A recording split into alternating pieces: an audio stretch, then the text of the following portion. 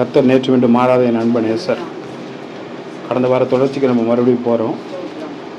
நம்ம ஆண்டவரை தேடி ஆண்டவர் ரட்சிக்கப்பட்டு ஞானஸ்தானம் பெற்று கர்த்தரோட சபையில் நம்ம எல்லாம் ஐக்கியமாகி ஒரு குடும்பமாக ஆனதுக்கு பிறகு வேதம் சொல்லுகிறது அவங்க என்ன பண்ணாங்கன்னா எகிப்தை நோக்கி முகத்தை திருப்பினார்கள். ஃபஸ்ட்டு முகத்தை திருப்புறாங்க. அப்படி திருப்புறவங்களுக்கு எல்லாத்துக்கும் என்ன சம்பவிக்கும்? கஷ்டங்கள் வரும், பாடுகள் வரும், பிரச்சனைகள் வரும். முகத்தை திருப்பினதுக்கு அவ்வளோ பிரச்சனைனா சில பேர் அங்கே போகணுன்னு என்ன பண்ணாங்க, இருதயத்தில் நினைக்கிறாங்க பழைய வாழ்க்கைக்கு போயிடலாமா. அப்போது மரணம் சம்பவிக்கும், இறந்து போவீர்கள், பயங்கர பிரச்சனைகள் வரும்னு சொல்லி வாரத்தில் பார்த்தோம். அதுக்கு அடுத்த வாரம் அப்போ அங்கே பிரச்சனைகள் இல்லாமல் நம்ம முகத்தை திருப்பாமல் மறுபடியும் அந்த எண்ணங்கள் வராமல் இருக்கணும்னா ஆண்டவர் மேலே என்னவாக இருக்கணும்? விசுவாசமாக இருக்கணும், பற்றுதலோடு இருக்கணும். அப்போ அதிக விசுவாசம் இருக்கிறவங்களுக்கு அந்த எண்ணம் என்ன பண்ணாது, வராது. தேவன் நல்லவராகவே இருக்கிறார். அப்போ முதலாவது ஆப்ரேஷன்னா ஆதாமை ஆண்டவர் உறங்க வைத்து அவர் ஒரு மயக்க மருந்து கொடுத்துட்டார். அவன் விழாவிலிருந்து ஒரு விழாவிலும் எடுத்து அதனை மனுஷியாக உண்டு பண்ணினார். அவனுக்கு ஒரு துணை வேணும்னு ஆண்டவர் நினைக்கிறார். அவன் தனியாக இருக்கிறானே பாவம், அவன் என்ன பண்ணுவான்? அவனுக்கு ஒரு துணை வேணும். அதனால் என்ன பண்ணார், ஒரு மனுஷியை உண்டாக்குவோன்னு சொல்லி ஒரு சகோதரியை உண்டு பண்ணி அவனுக்கு தேவன் துணையாக கொடுத்தார். அப்போ நம்ம கர்த்தரை மட்டும் நம்பி இருக்கும்போது நம்மளுக்கு வேண்டியதெல்லாம் அவருக்கு முன்கூட்டி என்ன பண்ணுதுங்க, தெரியுது. அதனால் தேவன் எல்லாவற்றையும் செய்ய வல்லவராக இருக்கிறார். நம்மளுக்கு என்ன தருணமோ அதை செய்வார், முன்கூட்டியே ஏற்பாடு பண்ணுவார். போய் பிரசங்கம் பண்ணி கர்த்தருடைய வார்த்தைகளை சமாரியாவில் போய் பிரசங்கம் பண்ணதுனால பேதுரு என்ன பண்ணிட்டாங்க, சிறையில் போட்டாங்க. ஏரோது என்ன பண்ணா, ஏவோனோட சகோதரன் அண்ணன் யாக்கோபை என்ன பண்ணிட்டான், கொன்று போட்டான். கொன்று போட்டதும் இந்த மாதிரி பிரசங்கம் பண்ணுறானே பேதுரு அப்படி சொல்லி பேதுரையும் கொல்றதுக்கு முடிவு பண்ணிட்டாங்க. பேதுரையும் கொல்றதுக்காண்டி முடிவு பண்ணி சிறையில் அடைச்சிட்டாங்க. அவன் என்ன பண்ணுறான், சந்தோஷமா சிறையில் தூங்கிக்கிட்டு இருக்கான். அவன் ஆண்டவர் மேல நம்பிக்கையும் பற்றுதலும் இல்லாமல் இருந்தா அவனுக்கு எப்படி தூக்கம் வரும்? என்னடா அது, ஆண்டவரை தேடணும், அவருக்காண்டி ஊழியம் செய்தோம், அவருக்காண்டி பிரயாசப்பட்டோம், இவ்வளவுலாம் நம்ம கஷ்டப்பட்டு நம்மளை கொண்டு சிறையில் போட்டார் ஆண்டவர். அல்லேலூயா. அவருக்கு தானே ஊழியம் செஞ்சோம், நம்ம அவரை விட்டுட்டு என்ன பண்ணிடலாம், போயிடலாம் அப்படின்னு சொல்லும்போது அந்த வாழ்க்கை என்ன வாழ்க்கை? எகிப்துக்கு திரும்பி போகிற வாழ்க்கை. எகிப்துக்கு திரும்பி போகிற வாழ்க்கை. அப்போ தேவன் என்ன பண்ணுறாரு, எகிப்துக்கு போனீங்கன்னா உனக்கு எல்லாமே சம்பவிக்கும், நீ எகிப்துக்கு திரும்பாத. இப்போ எகிப்துக்கு திரும்ப இருக்கணும், நம்ம ஆண்டவர்கள் என்னவா இருக்கணும், விசுவாசமாக பற்றுதலாக இருக்கணும். அப்போ நம்பிக்கை, பேதுரு என்ன பண்ணுறாரு, நம்பிக்கை வைக்கிறார். ஆதாமை உண்டு பண்ணி ஏதேன் தோட்டத்தை உருவாக்கி நீங்கள் இரு, அவனுக்கு ஒரு துணை வேணுமேனு ஆண்டவர் முடிவு பண்ணும்போது இவன் என்ன பண்ணுறான், சரி நம்மளை உருவாக்குனது இறைவன், இந்த உலகத்தில் நம்ம வந்திருக்கோம், எல்லாத்தையும் பார்த்து ரசிக்கிறோம், இவ்வளவையும் இறைவன் உண்டு பண்ணி இருக்கிறாரான்னு அவருக்கு கீழ்ப்படிஞ்சு இருக்கிறான். அதனால அவனுக்கு என்ன பண்ண, ஏற்ற துணையை உருவாக்கி கொடுக்கிறார். இன்னைக்கு நம்ம அவருக்கு கீழ்ப்படிஞ்சு இருக்கும்போது நம்மளுக்கு என்ன தேவையோ அவர் சந்திக்க வல்லவராக இருக்கிறார். நம்ம உயர உயர நம்மளுக்கு ஒன்று ஆசீர்வாதமாக வர, நம்ம ஆரம்பத்தில் இருந்து நம்ம மறுபடியும் நினச்சி பாருங்க, நினச்சி போன ஒருத்தே சொல்லிட்டு வந்ததுக்கு முன்னாடி கூட ஒரு 10 நிமிஷம் யோசனை பண்ணிப்பார். எங்கே இருந்தோம், என்ன பண்ணிக்கிட்டு இருந்தோம், யாருக்கிட்டலாம் அவமானப்பட்டோம், யாருக்கெல்லாம் நிந்தைப்பட்டோம், யாருக்கிட்டலாம் கெட்ட பேர் வாங்கணும், எப்படிலாம் உயர்த்தினார, அன்னைக்கு எங்கே இருக்கிறோம், என்ன பலகீனங்கள் இருந்தாலும் தேவன் உயிரோடு வைத்திருக்கிறார். என்ன கஷ்டங்கள் வந்தாலும் ஆண்டவர் யார்ட்டையுமே நம்மளை கையேந்து வைக்கல. என்ன கஷ்டங்கள் பாடுகள் வந்தாலும் நம்மளை ஆஸ்பத்திரியில் படுக்க வைக்கல. எவ்வளோ பெரிய கிருபை.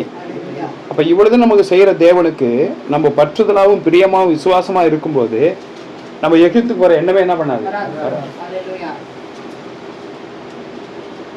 அப்போ 3ஆம் முறையாக பிரியமாக இருக்கிறதுனால பேதுரு என்ன பண்ணான், பிரசங்கம் பண்ணதான் அவனை கொல்ல போகிறாங்கன்னாங்க. அவனை என்ன பண்ணிட்டான், பிரியமாக இருந்தான். இப்போ ஆதாமு கீழ்ப்படிஞ்சான், பேதுரும் அவங்களுக்கு கீழ்ப்படிஞ்சான். பேதுரு பின் நாட்களில் வளர்ந்து வளர்ந்து வளர்ந்து வளர்ந்து அற்புதமாக ஊழியத்தில் வந்து அவர் நடந்து போகும்போது அவர் நிழல் பட்டால எல்லாரும் என்ன பண்ணிட்டாங்க? உயிரோடு எழுந்தார்கள். பேதுரு வராரு, பணத்தெல்லாம் கொண்டு என்ன பண்ணிடு போடு. யாருக்கு முடியலையா? எல்லாம் பக்கத்தில் வந்து உட்காரு. அப்படி பேதுரு நடந்து இப்படி பைபிள் எடுத்துட்டு அவர் வேகமாக அப்படி நடந்து சர்ச்சுக்கு போனார்னா வரிசையாக என்ன பண்ணுவாங்க? எல்லாம் படுக்க வச்சுருப்பாங்க. அவர் யாரையும் பார்க்க மாட்டார்.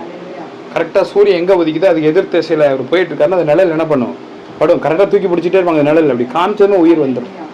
காமிச்சதுமே நோய் குணமாயிடும். அப்போ எவ்வளோ பெரிய பரிசுத்தவான்! அப்போ ஆண்டவர் மேலே எவ்வளோ பற்றுதலாக இருக்கிறார்.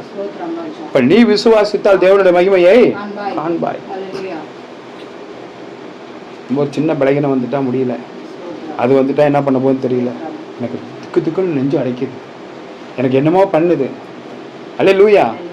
தேவன் நல்லவராகவே இருக்கு. மூணாவதா இந்த வாரம் என்னன்னு கேட்டிங்கன்னா, நம்ம இஸ்ரவேல் தேசத்தில் முதலாவது தீர்க்கதரிசியும் கடைசி நியாயாதிபதியாய் சாமுவேல் அன்னாளின் வயிற்றில் பிறந்து தேவன் ஆசீர்வதித்து பெரிய தீர்க்கதரிசியாய் உருவானார். அவர் தீர்க்க தரிசனம் சொல்லி எல்லாருக்கும் காரியங்களை செய்தார். அவருக்கு 2 மகன்கள். கொஞ்ச நாள் போக போக அவருக்கு வயசாயிடுச்சு. சில காரியங்களை அவர் நீதி செய்ய முடியல. மக்கள் என்ன பண்ணிட்டாங்க? சாலமோனால மன்னிக்கணும், சாமுவேலால நீதி செய்ய முடியல, எங்களை பராமரிக்க முடியல, எங்களுக்கு ஒரு ராஜா வேணும், எங்களை வழிநடத்துறதுக்கு தலைமையே யாராச்சும் ஒருத்தர் வேணும், எங்களுக்கு கொடுங்க அப்படி சொல்லி எல்லாரும் கேட்க ஆரம்பிச்சுட்டாங்க. அப்போ சாமுவேல்கிட்ட வந்து எல்லாம் சொன்னாங்க, உங்கள் பையன்களால் எதுவும் செய்ய முடியாது, உங்களை மாதிரி கிடையாது. அப்போ சாமுவேல் போய் ஆண்டவர் இடத்துல முறையிட்டார். அப்போ கர்த்தர் சொன்னார், பொறுமையாயிரு, தேவநாமத்துக்கு மகிமை உண்டான்னு சொல்லிக்கிறேன், காரியத்தை நான் என்ன பண்ணுவேன்? நிறைவேற்றி தருவேன் அப்படி சொல்லிட்டு, நம்மளோட சந்ததி என்னன்னு கேட்டிங்கன்னா, யாக்கோபுக்கு பிறந்த பிள்ளைகளோட 12 கோத்திரங்கள். அல்லேலூயா! அந்த 12 கோத்திரத்தை தேவன் உருவாக்கி நம்ம இன்னைக்கு இந்த உலகம் முழுவதும் 12 கோத்திரங்கள் தான் என்ன பண்ணியிருக்கு இருக்கு. லேவி கோத்திரம் தொடங்கி பென்யமீன் கோத்திரம் வரைக்கும் மொத்தம் 12 கோத்திரங்கள். சரி, இப்போ ராஜாவை தேர்ந்தெடுக்கணும், யாரை தேர்ந்தெடுக்கிறது அப்படி சொல்லும்போது அப்போ 12 கோத்திரத்துக்கும் சீட்டு போட்டாங்க. ஆண்டவர் ஆலோசனைப்படி சாமுவேல் சீட்டு போட்டார். பென்யமீன் கோத்திரத்துக்கு சீட்டு விழுந்துச்சு.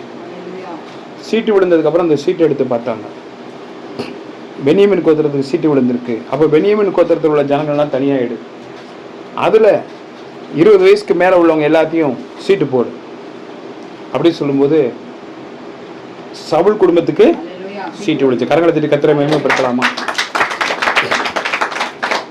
தேவன் வேறு பிரிக்கிறவராய் இருக்கிறார், அழைத்தார், வேறு பிரிக்கிறார், பரிசுத்தப்படுத்துகிறார். இதான் யாத்திராமத்தின் தலைப்பே. தேவன் என்ன செய்றாரு?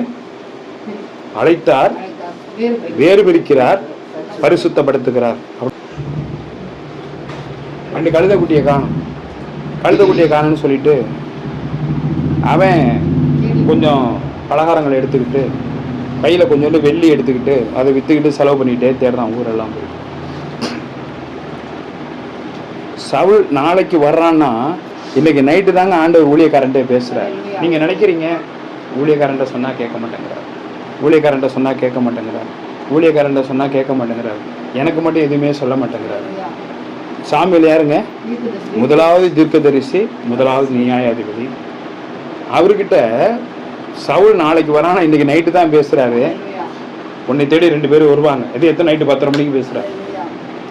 அவங்கள என்ன பண்ணு, நீ விசாரிச்சுட்டு கொஞ்சம் தூரம் அனுப்பி விட்டுட்டு திரும்ப கூப்பிட்டு அவங்களை என்ன பண்ணு, அபிஷேகம் பண்ணு.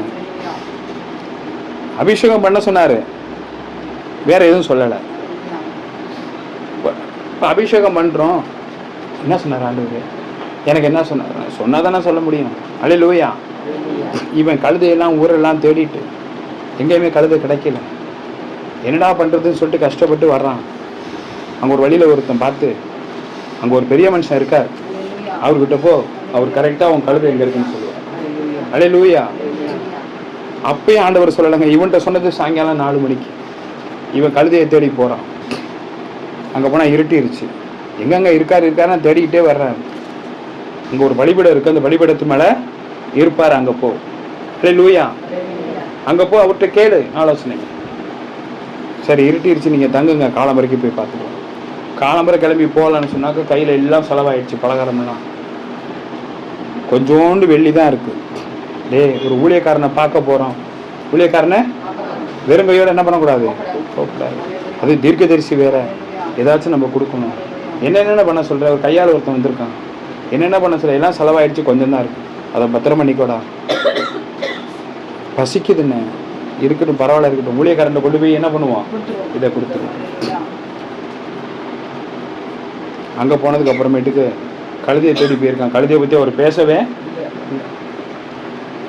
ஆண்டவர் பேசினதுக்கப்புறம் சொல்கிறாரு, சீக்கிரமாக 2 ஆடை பிடிச்சி வெட்டு, 2 காளையை பிடிச்சி வெட்டு, முன்தொடையை பத்திரமா எடுத்து வையின்னு வேலைக்காரன்ட்ட சொல்கிறார். அவன் முன்தொடையை எடுத்து வச்சுருக்கான். போய், ஐயா வணக்கம், நான் உங்களை வணங்குறேன்,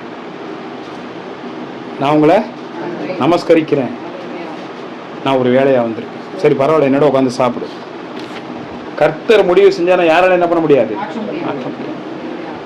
உயர்வு எப்படி வருது பாருங்க, என்னோட உட்காந்து போஜனம் பண்ணு, எல்லாரும் உட்காந்து சாப்பிட்றாங்க, என்னோட உட்காந்து சாப்பிடுங்க. அந்த வேலைக்காரனை கூப்பிட்டு முன் தொடை எடுத்து வைக்க சொன்ன, எங்கே வச்சிருக்கேன்.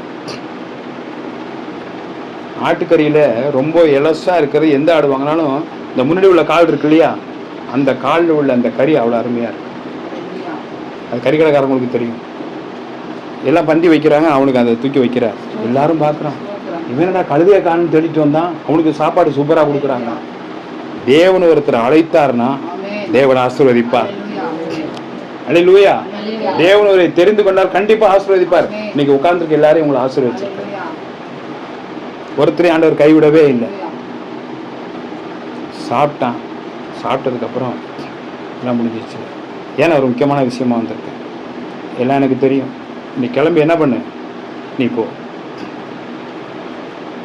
அவன் போகிறான். அவனுக்கு ஒன்றுமே குழப்பமாக இருக்குது. என்னடா வந்தோம், நல்லா சாப்பாடு கொடுத்தவங்க, பசிக்குதுன்னு சொன்னோம், அந்த கொடுத்த அந்த காணிக்கையும் அவர் வாங்கலை, அதில் கிளம்பி போகிறாங்க.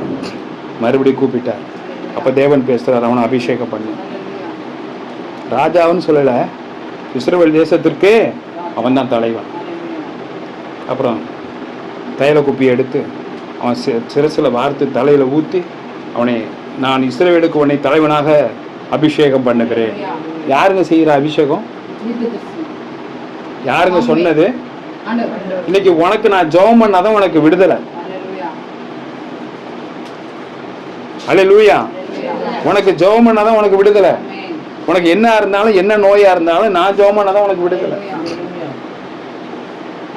போனவனை மறுபடியும் கூப்பிட்டு அவனை அபிஷேகம் பண்ணி இஸ்ரவேலுக்கு தலைவனாய் ஏற்பாடு பண்ணிட்டான். அப்போ வழியில் பார்த்தீங்கன்னா முதல் 2 பேர் வருவாங்க, அப்புறம் 3 பேர் வருவாங்க. அவங்க சந்திக்கும் போது ஒரு அடையாளம் சொல்லுவாங்க, இதெல்லாம் கேட்டுட்டு போ. வெளியில் போயிட்டே இருக்கும்போது அவனோட சித்தப்பா பார்த்து சொல்கிறதே, கழுதை குட்டி கிடச்சிருச்சு. கரகத்திரி கத்திர மகிமைப்படுத்தலாமா? அவன் போனது கழுதையை தேடிங்க, ஆண்டவர் கொடுத்தது தேசத்துக்கு ராஜாவாய். அல்லேலூயா. நம்ம ஒரு நோக்கத்தில் ஆண்டவரை தேடி போனோம்னா தேவன் நம்மளுக்கு வேற ஒன்றை தெரிந்தெடுத்திருக்கிறார். நினைப்பதற்கும் ஜெபிப்பதற்கும் அதிகமாய் செய்கிற தேவன் நம்ம ஆண்டவர்.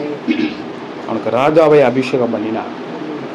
ஆண்டவருக்குள்ள வந்துட்டான், முன்னேறிட்டான், பெரிய ஆசீர்வாதங்கள் கிடைச்சிச்சு. இஸ்ரவேல் தேசத்துக்கு ராஜாவை அபிஷேகம் பண்ணினார். தேவநாமத்துக்கு மகிமை உண்டாடி சொல்லிக்கிறேன். நம்ம இன்னைக்கு என்ன பண்றோம்? முன்னேற முன்னேற முன்னேற முன்னேற என்ன பண்றோம்னா ஆண்டவர்கிட்ட என்ன பண்றோம்? அதே மாதிரி இவனுக்கு ராஜா அபிஷேகம் கிடைச்சிச்சு. தேவநாமத்துக்கு மகிமை உண்டாடி சொல்லிக்கிறேன். 1 சாமுவேலின் புஸ்தகம் 13வது அதிகாரம் 1வது வசனம் 2வது வசனம் வாசிக்கலாம். சவுல் ராஜாவாக அபிஷேகம் பண்ணப்பட்டு இஸ்ரவேல் தேசத்துக்கு ராஜாவாய் ஆன பிறகு 1 வருஷம் ஆயிற்று. அவன் இஸ்ரவேலை 2ஆம் வருஷம் அரசாண்ட போது இஸ்ரவேலின் 3000 பேரை தனக்கு தெரிந்து கொண்டான். அவர்களில் 2000 பேர் சவுலோடு கூட மிக்மாசிலும் பெத்தேல் மலையிலும் 1000 பேர் யோனத்தானோடே கூட பென்யமீன் நாட்டில் உள்ள இருந்தார்கள். போதும். அல்லேலூயா. கர்த்தருடைய பரிசுத்த நாமத்துக்கு ஸ்தோத்திரம். ஆட்சிக்கு வந்து எவ்வளவு நாள் ஆச்சுங்க? 2வது வருஷம் நடந்துகிட்டு இருக்கு. யார் அவனை ராஜாவை ஆக்குனது? ஆண்டவர். ராஜாவை ஆக்க சொல்லி யார்கிட்ட சொன்னாரு? சாமுவேல்கிட்ட தீர்க்கதரிசிகிட்ட ஊழியக்காரன்ட்ட சொன்னார். ஊழியக்காரன் வந்து அபிஷேகம் பண்ணதுக்கப்புறம் ஆண்டவர் ஆசீர்வதிக்கிறார். ஒரு வருஷம் கூட அவளங்க ராஜாவா. இன்னைக்கு நம்ம அப்படிதான் ஆண்டவரை தேடி ஒரு ஆசீர்வாதம் வந்துருச்சுன்னு வச்சுக்கோ, ஆண்டவருக்கு ஒரு டாட்டா, ஊழியக்காரனுக்கு ஒரு டாட்டா. அதை விட நம்மளுக்கு முக்கியமான வேலை இருக்கு. அதுக்கப்புறம் ஏதாச்சும் ஒன்றுனா ஊழியக்காரன் போய் என்ன பண்ணலாம்? பல்ல காமிக்கலாம், ஐஸ் வைக்கலாம், ஏதாவது ஒன்று சொல்லி நம்ம பக்கம் தசை திருப்பி காரியத்தை என்ன பண்ணலாம்? சாதிச்சு. அப்போ தேவன் அபிஷேகம் பண்ணுவார். வந்து 1.5 வருஷம் தான் ஆகுதுங்க, அவனோட புத்தி கொஞ்சம் கொஞ்சமா மாற ஆரம்பிச்சு. வாசிக்கலாம். கர்த்தர் நாமத்துக்கு ஸ்தோத்திரம். 8வது வசனம். அவன் தனக்கு சாமுவேல் குறித்த காலத்தின்படி 7 நாள் மட்டும் காத்திருந்தான். சாமுவேல் கீழ்காலுக்கு வரவில்லை. ஜனங்கள் அவனை விட்டு சிதறி போனார்கள். போதும். சாமுவேல் ஆண்டவர் ஒரு வார்த்தை சொல்றாரு சாமுவேல்கிட்ட, இவன் ராஜாவை அபிஷேகம் பண்ணிட்டான், அதனால கர்த்தருக்கு என்ன பண்ணணும்? பலி செலுத்தணும், நன்றி செலுத்தணும். அதுக்காக வேண்டி அவன்கிட்ட சொல்லு. அப்போ ஊழியக்காரன் என்ன பண்றாரு? சவுலோட சொல்றாரு. இன்னைக்கு ஊழியக்காரன் வந்து சில விஷயங்கள் சொல்றோம், சில பேர்ட்ட சொல்றோம், அவங்க அதுக்கு காத்திருக்கிறாங்க. அப்போ கர்த்தர் வேற காரியத்தை நடத்திட்டாருன்னா அவங்க என்ன பண்ணிடுறாங்க? வரனாரு, ஒரு வரல, வரன்னு சொன்னாரு, வரல, வேற ஏதாச்சும் பார்த்துக்கலாம், வேற ஏதாச்சும் செஞ்சுக்கலாம். நானும் எத்தனை வாட்டி கூப்பிட்டேன், எங்க வர்றீங்க? அல்லேலூயா. அப்போ இவன்ட்ட சில ஆலோசனைகள் கொடுக்கும்போது, அவன் நாட்டுக்கு ராஜா, நீ நாட்டுக்கு ராஜாவா இருந்தாலும் சரி, உன்ட்ட எவ்வளவு காசு இருந்தாலும் சரி, எவ்வளவு பணம் இருந்தாலும் சரி, நீ எவ்வளவு பெரிய பரம்பரையா இருந்தாலும் சரி, ஊழியக்காரன் தான் வரணும். அப்ப ஊழியக்காரன் ஆண்டவர் நியமிச்சு நீ இந்த காரியத்தை செய்யணும் போது இவன் எத்தனை நாள் காத்திருக்கிறான்? 7 நாள் காத்திருக்கிறான். ஊழியக்காரன் என்ன பண்ண முடியல? வர முடியல. இவர்தான் ராஜாவாயிட்ட, அவர் எடுக்கிற முடிவுக்கு யாருமே குறுக்கணிக்க முடியாது. அடுத்த வசனம். அப்பொழுது சவுல் சர்வாங்க தகன பலியையும் சமாதான பலியையும் என்னிடத்தில் கொண்டு வாருங்கள் என்று சொல்லி சர்வாங்க தகன பலியை செலுத்தினான். போதும். இவன் ராஜா கட்டளையிட்ட எல்லாரும் என்ன பண்ணணும்? செய்யணும். ஆனா ராஜாவுக்கு மட்டும்தான் தெரியும் தீர்க்கதரிசி நாயர், உனக்கு மட்டும்தான் தெரியும் ஊழியக்காரன் நாயர், உன் குடும்பத்துல தெரியாது. உன் அண்ணனுக்கோ தம்பிக்கோ சொந்தத்துக்கோ பந்தத்துக்கோ ஊழியக்காரன் என்ன பண்ணாது? தெரியாது. உனக்கு தெரியும். உன்னை அபிஷேகிச்சது ஆண்டவர், உன்னை அழைத்தது ஆண்டவர், வேறு பிரித்தது ஆண்டவர், பரிசுத்தப்படுத்தியது ஆண்டவர், ஞானஸ்தானம் கொடுத்தது ஆண்டவர். உனக்கு தெரியும் ஊழியக்காரனை பத்தி. நீ ஒரு இது, நான் உன்னை உன் வீட்டில் போய் பஞ்சாயத்து வைக்கிறேன், அவங்க வரமாட்டேங்கிறாங்க, சொன்னா கேட்க மாட்டேங்கிறாங்க, எதுவுமே செய்யறது இல்லை. தேவநாமத்துக்கு மகிமை உண்டாடி வைக்கிறேன். இவன் இருந்து பார்த்தான், என்ன ஒரு வரனாரு, வரல. இவர்தான் நாட்டுக்கு ராஜா வச்ச. இன்னைக்கு அப்படிதான் நம்ம நினைக்கிறோம், எனக்கு எல்லாம் கிடைச்சிருச்சு. அல்லேலூயா. உனக்கு எல்லாம் கொடுத்தது ஆண்டவர். நீ உடனே நினைக்கிற ஊழியக்காரங்களை தான் கொடுத்தாரு, எனக்கு எல்லாம் கிடைச்சிருச்சு, எனக்கு என்ன குறைச்ச? இவங்க இல்லைன்னா அவங்க, அவங்க இல்லைன்னா அவங்க, அவங்க இல்லைன்னா இவங்க, எல்லாரும் பார்த்துக்குவாங்க. கர்த்தர் கூட இருக்காரா? கர்த்தர் பார்த்துக்குவாரா? கர்த்தர் தான் விளைகிறாரு. தேவநாமத்துக்கு மகிமை உண்டாடி வைக்கிறேன். அப்ப என்ன பண்றான்? காணுன்னு சொன்னதுமே சர்வாங்க தகன பலி செலுத்தணும். அடுத்து என்ன செலுத்தணும்? சமாதான பலியும் செலுத்தணும். எல்லாத்தையும் எடுத்துருவாங்கப்பா, அந்த ஆள் வரல. இன்னைக்கு நம்மளுக்கு கோவம் வந்துருச்சுன்னா ஊழியக்காரனுக்கு அதான் மரியாதை. அவர் இன்னும் வரல, எல்லாத்தையும் எடுத்துருவான். கொண்டு வர சொல்லி என்ன செய்யறான்? ரெண்டும் போட்டிருக்கா? சர்வாங்க தகன பலி. அடுத்த வசனம். அப்பொழுது சவுல் சர்வாங்க தகன பலியையும் சமாதான பலியையும் என்னிடத்தில் கொண்டு வாருங்கள் என்று சொல்லி சர்வாங்க தகன பலியை செலுத்தினான். சமாதான பலி செலுத்தல, சர்வாங்க தகன பலி செலுத்திட்டான். அவன் சர்வாங்க தகன பலியிட்டு முடிக்கிற போது இதோ சாமுவேல் வந்தான். சவுல் அவனை சந்தித்து வந்தனம் செய்து அவனுக்கு எதிர்கொண்டு போனான். ஊழியக்காரர் வந்துட்டாருங்க. இவன் அதுக்குள்ள என்ன பண்ண? அவசரப்பட்டு 7 நாள் முடிஞ்சிச்சா, நான் வரேன்னு சொல்லியிருக்கிறேன். அல்லேலூயா. நான் வரேன்னு சொன்னேன். ஒரு ஃபோன் அடிக்கிறீங்க எனக்கு, நான் எடுக்கலை, அதோட சரி. மறுபடியும் அடிக்கிறது கிடையாது. நான் ஃபோன் அடித்தேன், எடுக்கலை. எங்கள் வீட்டுக்கு ப்ரேயருக்கு கூப்பிட்டேன், வரல. அல்லேலூயா. நீ என்ன பண்ணணும்? கேட்கணும். ஒரு தடவை அடிச்சு எடுக்கணும், 2 தடவை அடிக்கணும். தேவன் ஏற்படுத்தின ஸ்தானாதிபதி வரவே இல்லை. இவன் பாட்டுக்கு என்ன பண்ணிட்டான்? சர்வாங்க தர்மபலி சமணபலி கொண்டு வந்து சர்வாங்க தர்மபலி என்ன பண்ணிட்டான்? செலுத்திட்டாங்க. ஊழியக்காரன் இங்கேருந்து வரான். இவனுக்கு பக்குன்றுச்சு. ஐயோ ஊழியக்காரங்க வந்துட்டாங்களே, என்னடா பண்றது? நீ தான் கேட்காம முன்கூட்டியே செஞ்சிடுறிய.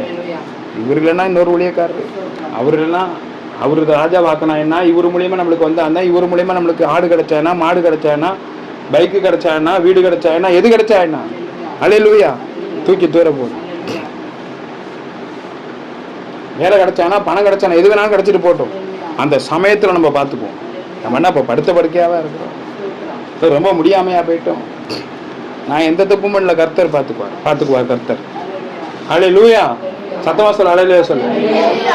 தேவநாமத்துக்கு மகிமை உண்டாச்சு. நேரா அவர்கிட்ட ஓடுறான். போய் என்ன பண்ணணும்? ஐஸ் வைக்கணும். போய் என்ன பண்றான்? நன்றி வாங்க வாங்க வாங்கன்னு வரவேற்க ஓடுறான். 10 வசனம். அவனை சந்தித்து வந்தனம் செய்ய அவனுக்கு எதிர்கொண்டு போனான்.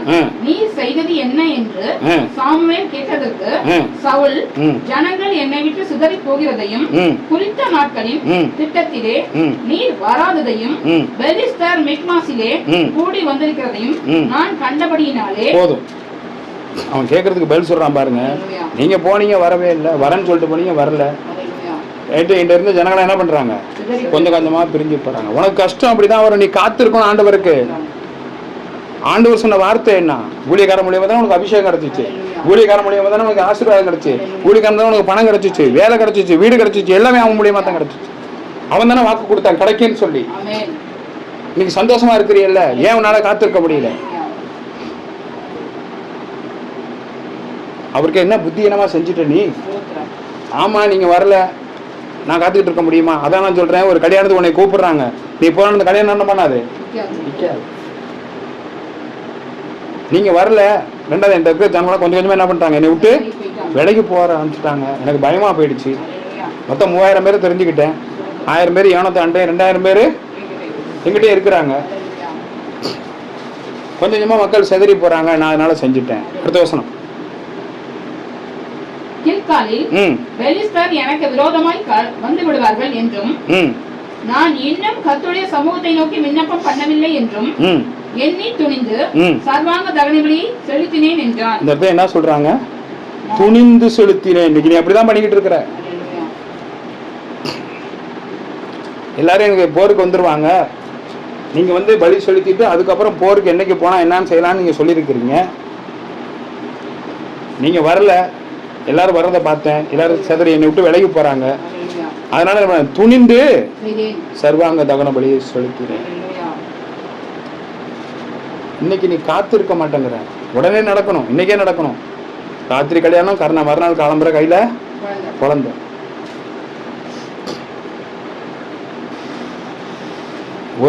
ஒரே ஒரு நிமிடம் உங்களுக்கு நான் டைம் தரேன்.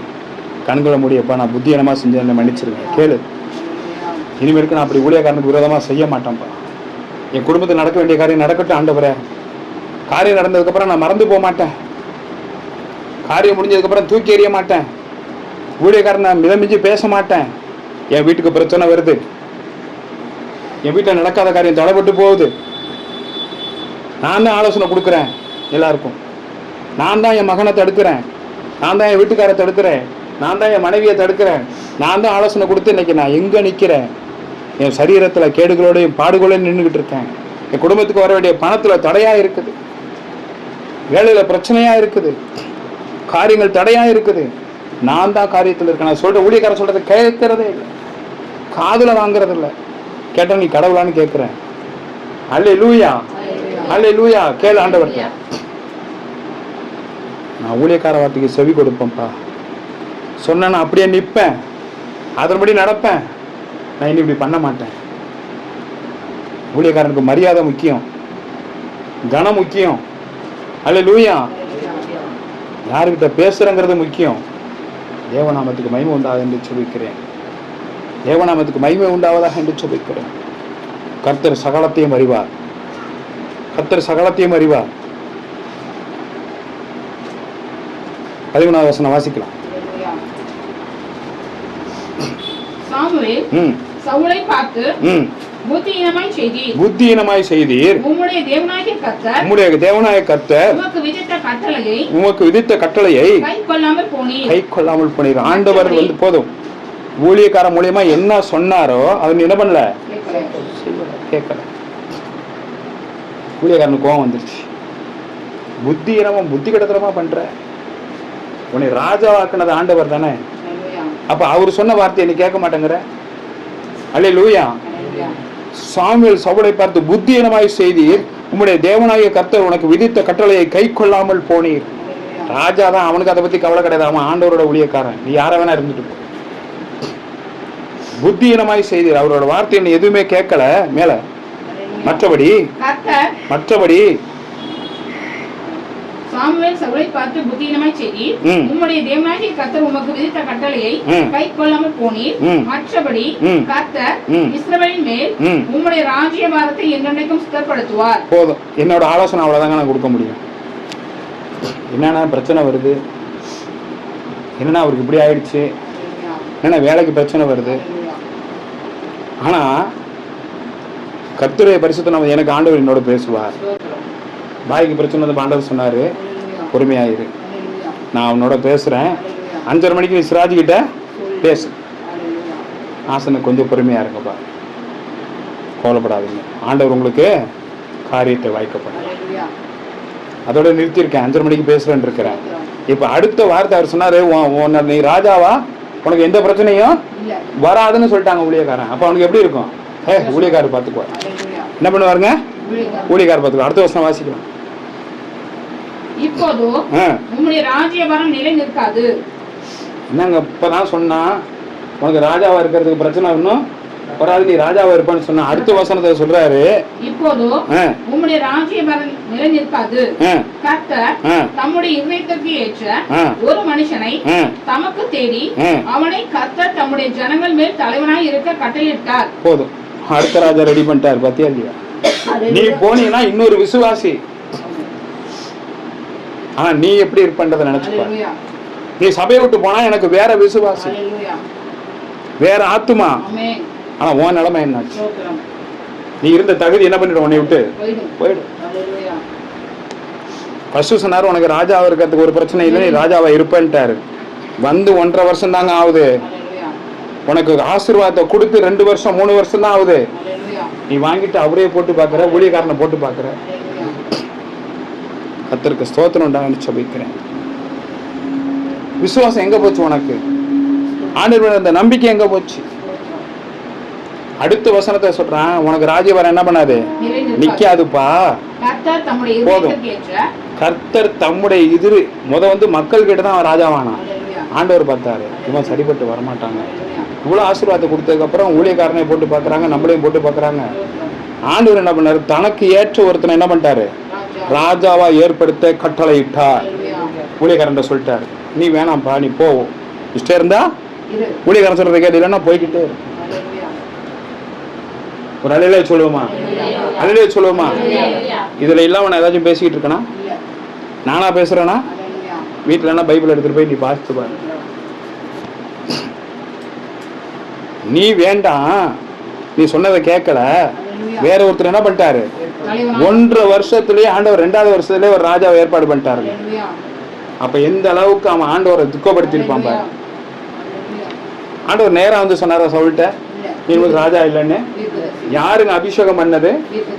அவன்கிட்டே சொல்லி அனுப்புறாரு பாருங்க, நீ ராஜாவே இல்லப்பா, வேற ஒரு ஆள் ரெடி ஆயிடுச்சு.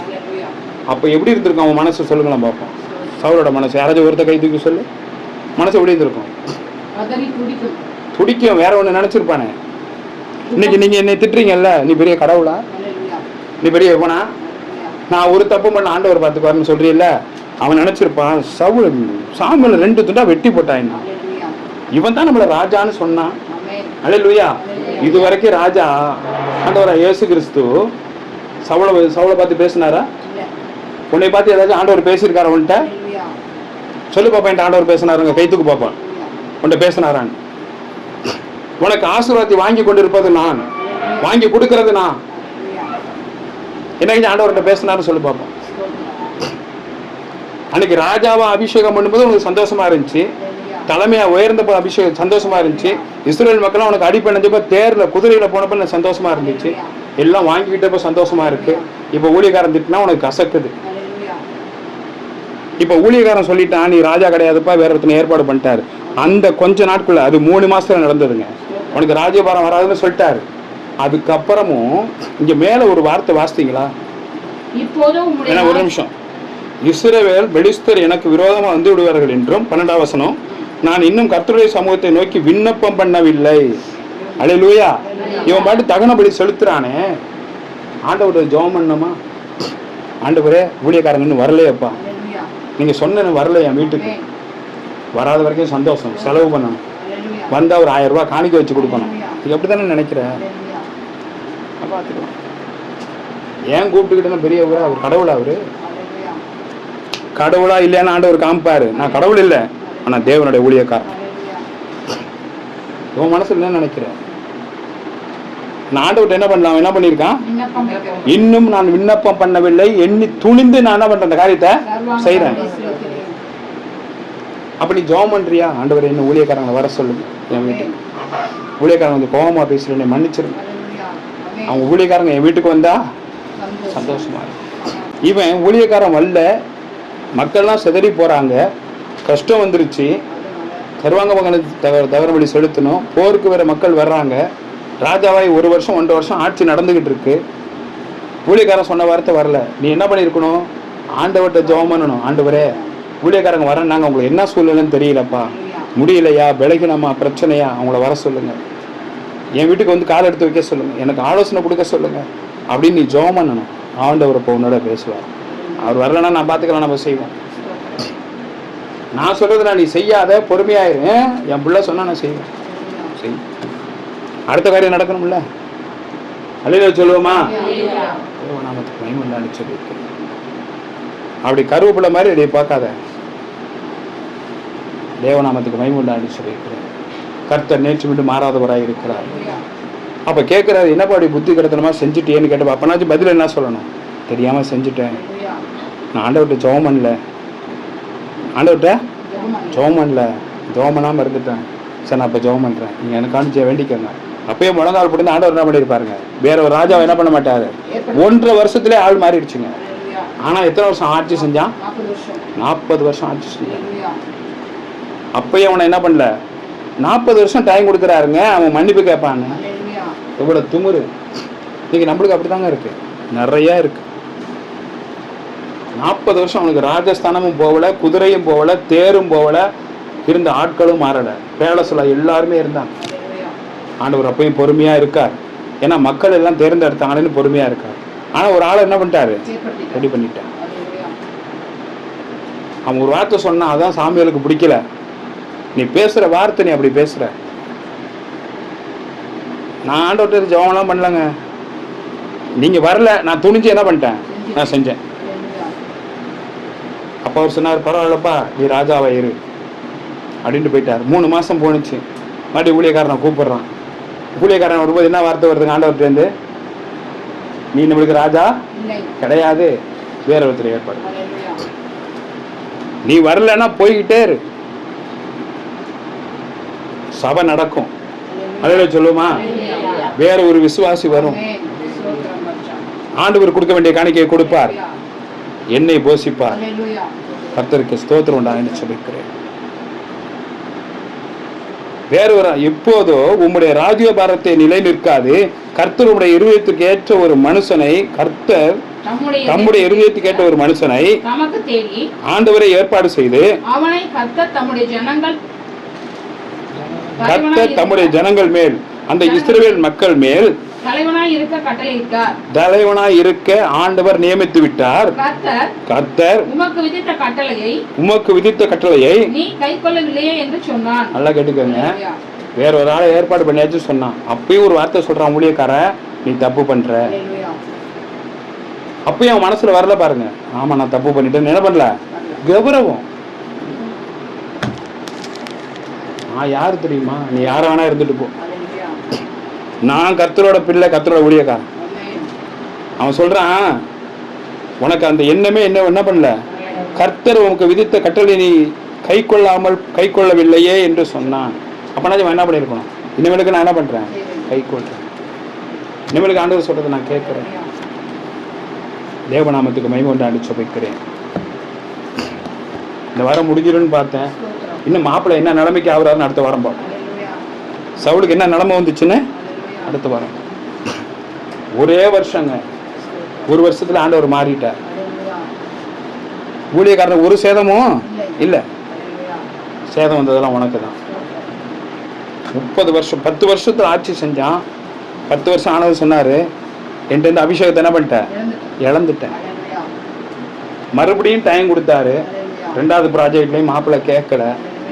3வது என்னாச்சு தெரியுங்களா? வாழ வேண்டிய வயசுல செத்து போனான். கூட இருந்தவங்களோட ஆலோசனை, ஜோசியம் பார்க்க போறது, அம்மா சொன்னா கேட்டுக்கிறது, எய்த்தூட்டுக்காரன் சொன்னா கேட்டுக்கிறது, பக்கத்துக்காரன் சொன்னா கேட்டுக்கிறது, போய் தேங்காய் உடைக்கிறது, சூடம் கொளுத்துறது. அல்லேலூயா. உன் வீட்டில் பிரச்சனை என்ன பண்ணும்? மேலே வந்துட்டு. தேவநாமத்துக்கு மகிமை உண்டாண்டு சொல்லிட்டு எல்லாரும் எழுந்து நிற்கலாமா? மகா கிருபையும் இரக்கம் நிறைந்த நல்ல ஆண்டவரே, இந்த நடவடிக்கைக்காய் நன்றி செலுத்துகிறோம். நேற்று மீண்டும் மாறாத என் அன்பு நேசருக்கு கொடான கொடி செலுத்து. சகலத்தையும் செய்ய வல்லவராய் இருக்கிறேன். கர்த்தர் கூடவே இருப்பீரா? வா.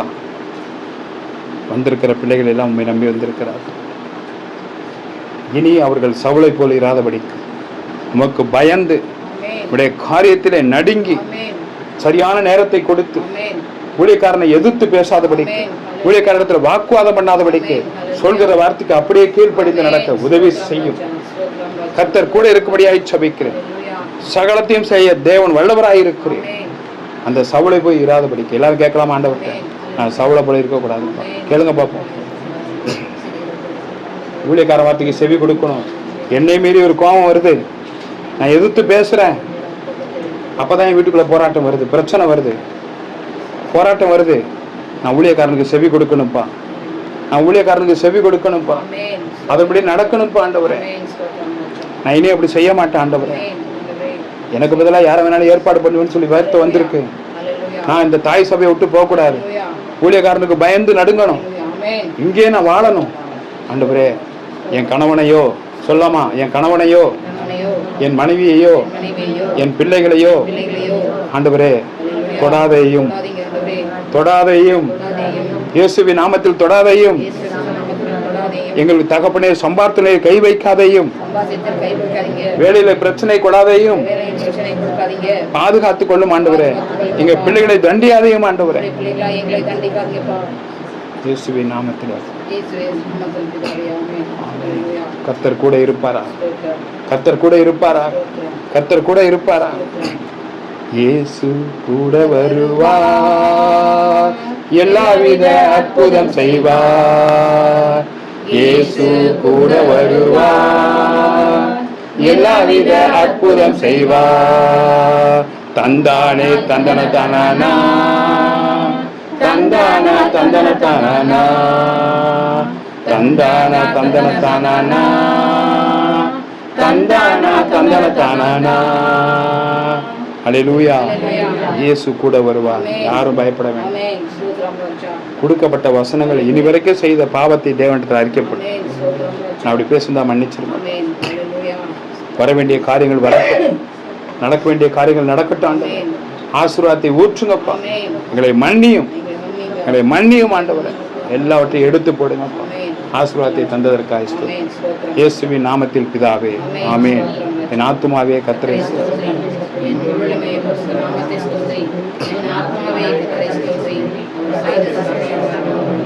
அல்லேலூயா, அல்லேலூயா, அல்லேலூயா.